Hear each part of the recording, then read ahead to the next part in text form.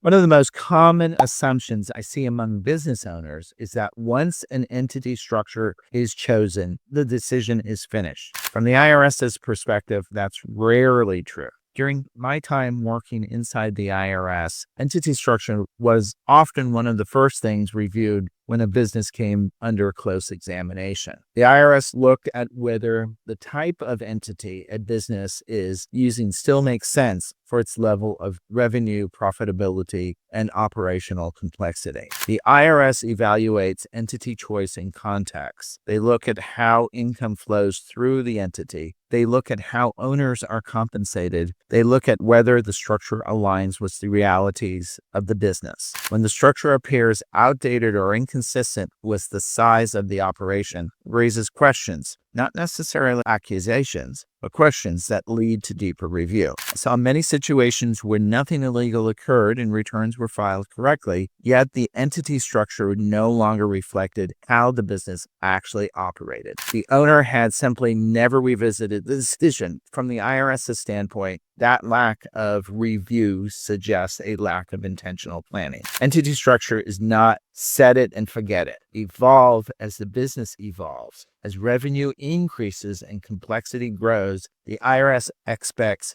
business owners to reassess whether their structure still supports their goals and complies with expectation at that level. Once the year is underway, changing structure becomes far more complicated and in many cases impractical. At that point, you're no longer planning, you're managing the consequences of decisions made long ago. If your entity structure has not been reviewed recently, that is an important conversation to have. Proactive tax planning allows you to evaluate whether your current structure still makes sense for where your business is today, not where it was when the decision was first made.